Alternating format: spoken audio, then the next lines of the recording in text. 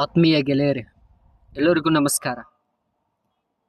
ಇದೀಗಾಗಲೇ ನಮ್ಮ ರಾಜ್ಯದಲ್ಲಿ ನಾಯಿ ಮಾಂಸವು ಅಥವಾ ಕುರಿ ಮಾಂಸವು ಅಂತ ಚರ್ಚೆ ಆಗ್ತಾ ಇದೆ.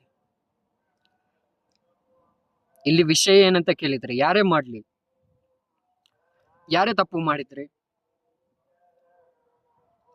ಅದು ಒಳ್ಳೆಯ ರೀತಿಯಲ್ಲಿ ಚರ್ಚೆ ಆಗಬೇಕು, ಕಾನೂನು ರೀತಿಯಲ್ಲಿ ಶಿಕ್ಷೆಯೂ ಸಹ ಆಗ್ಬೇಕು. ಯಾರೇ ಆದ್ರೆ,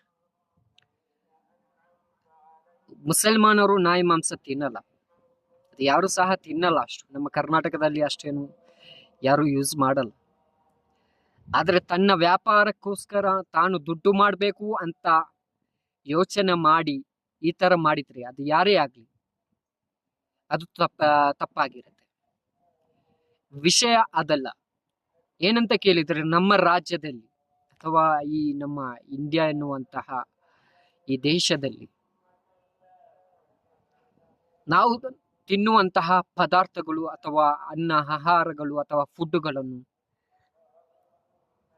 ಸರಿಯಾದ ರೀತಿಯಲ್ಲಿ ನಮ್ಮ ರಾಜ್ಯದ ಅಥವಾ ನಮ್ಮ ದೇಶದ ಜನರಿಗೆ, ನಮ್ಮ ದೇಶದ ಪ್ರಜೆಗಳಿಗೆ ಅದು ಸರಿಯಾಗಿದೆಯಾ ಅಂತ ಚೆಕ್ ಮಾಡಲು ನಮ್ಮ ದೇಶದಲ್ಲಿ ಕಾನೂನು ಇದ್ರೂ ಸಹ, ಅದಕ್ಕೆ ಅಧಿಕಾರಿಗಳು ಇದ್ರೂ ಸಹ ಒಳ್ಳೆಯ ರೀತಿಯಲ್ಲಿ ತನಿಖೆ ಮಾಡಲ್ಲ, ಚೆಕ್ ಮಾಡಲ್ಲ. ಅಥವಾ ಫುಡ್ ಇನ್ಸ್ಪೆಕ್ಟರ್ ಯಾರು ಅದರ ಸ್ಥಳಕ್ಕೆ ಹೋಗಿ ಆಹಾರಗಳನ್ನು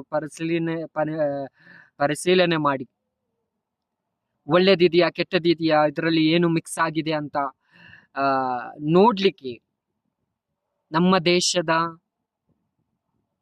ಗೌರ್ಮೆಂಟ್ಗಳು ಅಥವಾ ನಮ್ಮ ದೇಶದ ಸರ್ಕಾರಗಳು ಮಾಡುತ್ತಾ ಇಲ್ಲ. ನಮ್ಮ ದೇಶದ ಪ್ರಜೆಗಳು ಏನು ತಿಂದ್ರು ಏನು ಸತ್ತು ಹೋದ್ರು ನಮಗೇನು ತೊಂದರೆ ಇಲ್ಲ ಅಂತ ಯೋಚನೆ ಮಾಡುವಂತಹ ಸರ್ಕಾರಗಳು ಇರುವಾಗ, ಯಾವುದೇ ಸರ್ಕಾರಗಳು ಇನ್ನಿತರ ರಾಜ್ಯಗಳಲ್ಲಿ, ಇನ್ನಿತರ ದೇಶಗಳಲ್ಲಿ ತಾವು ತನ್ನ ಪ್ರಜೆಗಳು ತಿನ್ನುವಂತಹ ಆಹಾರದಲ್ಲಿ ಯಾವುದಾದ್ರೂ ಒಂದು ಕಲ್ಲಬೆರಕೆ ಇದೆಯಾ ಅಂತ ಚೆಕ್ ಮಾಡ್ಲಿಕ್ಕೆ ಅಲ್ಲಿನ ಫುಡ್ ಇನ್ಸ್ಪೆಕ್ಟರ್ಗಳಿದ್ದಾರೆ. ಚೆಕ್ ಮಾಡ್ಲಿಕ್ಕೋಸ್ಕರ ಸರಿಯಾದ ರೀತಿಯಲ್ಲಿ ಚೆಕ್ ಮಾಡ್ತಾರೆ. ಆದ್ರೆ ನಮ್ಮ ದೇಶದಲ್ಲಿ ಚೆಕ್ ಮಾಡುವಂತಹ ಸಂದರ್ಭ ಸಹ ಬಂದ್ರೂ ಸಹ ಅಲ್ಲಿಗೆ ಅಡ್ಜಸ್ಟ್ಮೆಂಟ್ ಆಗಿ ಹೋಗುತ್ತೆ. ನಮ್ಮ ದೇಶದಲ್ಲಿ ಇದೀಗ ಕ್ಯಾನ್ಸರ್ ಎನ್ನುವಂತಹ ಮಹಾಮಾರಿ ಇದೀಗ ಬಡ ಜನರು ದೊಡ್ಡವರು ಯಾರು ಅಂತ ನೋಡಲ್ಲ, ನಮ್ಮ ಮಕ್ಕಳಿಗೆ ಬರುತ್ತೆ, ಸಣ್ಣ ಸಣ್ಣ ಮಕ್ಕಳಿಗೆ ಬರುತ್ತೆ. ಹೇಳುವಾಗ ನೋವಿದೆ. ನಾವು ತಿನ್ನುವಂತಹ ಆಹಾರ ಯಾವ ರೀತಿ ಇದೆ ಅಂತ ನಾವು ಚೆಕ್ ಮಾಡ್ಲಿಕ್ಕೆ ನಮ್ಗೆ ಟೈಮ್ ಇಲ್ಲ. ನಾವು ತಿಂದು ಹೋಗ್ತೇವೆ, ಹಣ ಕೊಟ್ಟು ನಾವು ತಿಂದು ಹೋಗ್ತೇವೆ.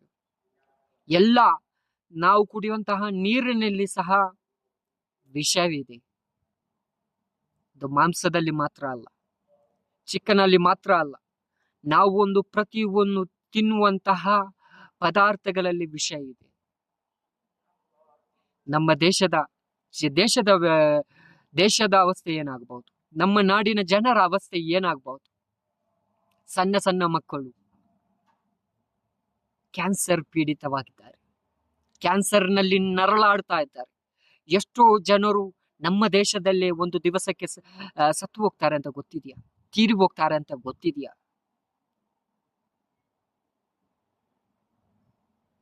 ಈ ರಾಜ್ಯದ ಅಥವಾ ಈ ದೇಶದ ನಾವು ಪ್ರಜೆಗಳು ನೋಡ್ಕೊಂಡು ತಿನ್ನಿ.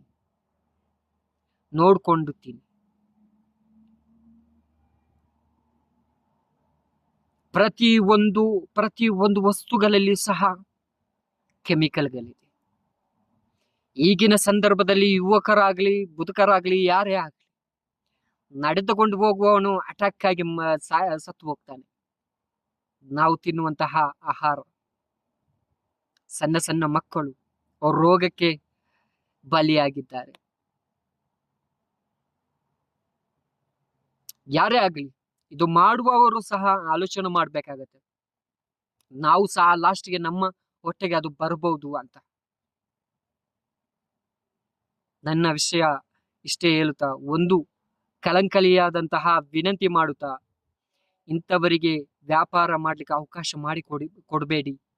ಅಥವಾ ನಮ್ಮ ಸರ್ಕಾರ ಎಲ್ಲ ಹೋಟೆಲ್ಗಳು, ಎಲ್ಲ ಯಾವುದೆಲ್ಲ ರೆಸ್ಟೋರೆಂಟ್ ಇದೆ ಅದಕ್ಕೆಲ್ಲ ಹೋಗಿ ಚೆಕ್ ಮಾಡಿ ನಮ್ಮ ದೇಶದ ಜನರನ್ನು ಅಥವಾ ನಮ್ಮ ದೇಶದ ಪ್ರಜೆಗಳನ್ನು ನೀವು ಕಾಯಬೇಕಾದಂತಹ ಸಂದರ್ಭ ಬಂದಿದೆ. ಜೈ ಹಿಂದ್, ಜೈ ಕರ್ನಾಟಕ. ನಮಸ್ಕಾರ.